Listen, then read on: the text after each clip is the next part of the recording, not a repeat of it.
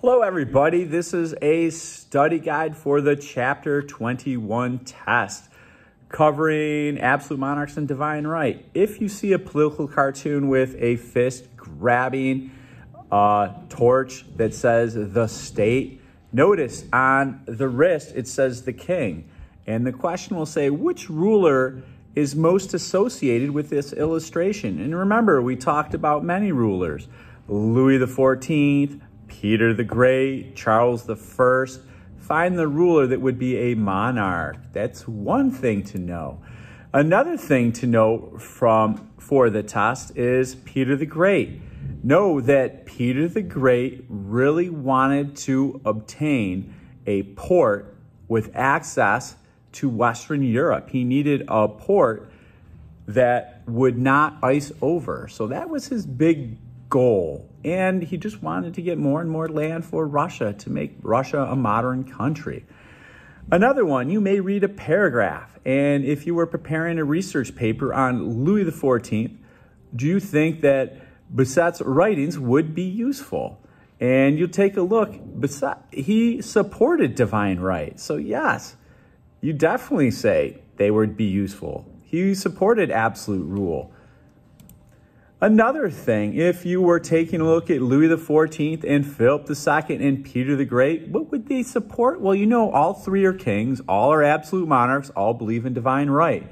They would definitely support that the king is entitled to unquestioning obedience from the king's people. Anything the king said should be done.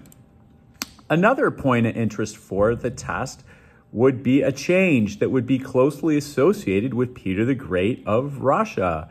Peter the Great tried to modernize and westernize the Russian army, the Russian navy, and the Russian people.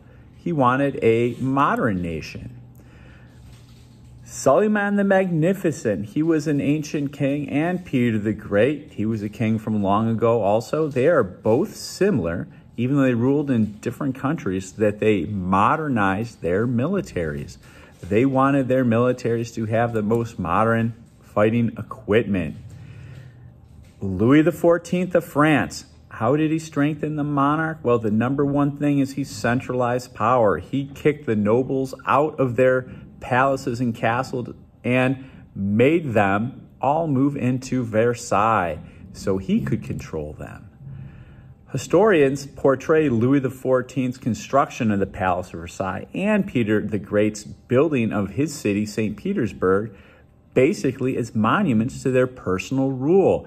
They wanted to show their power, and you can still go to the Palace of Versailles in France today. Next, in Russia, there are a lot of actions taken by Peter the Great.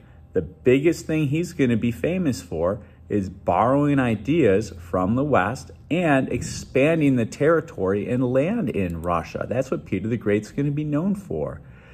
Louis XIV and Suleiman the Magnificent, they basically also increased the power of their central governments. You need to know that.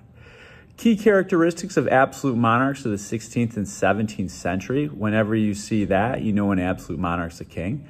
They centralize their government authority. They're trying to bring all the power under their rule in one central location. Louis XIV and Peter the Great would agree with the expression, do not question government authority. They did not want the people to question anything that they said. Common goal of Philip II of Spain and Louis XIV of France was to maintain absolute power over their people. One person that had a famous saying, and it was, I am the state, that was Louis XIV from France. And that was his saying. What type of government's associated with these speakers? And you're going to read a bunch of speakers. And these speakers, you're going to see, want to have absolute monarchs. They want to have kings. They want to have queens. They believe in divine right. Next, King Louis XIV of France and Peter the Great and Suleiman the Magnificent, basically they're considered absolute rulers because they are determined to set government policies without the consent of the people. They would just make laws based on their own needs. They didn't ask for people's help.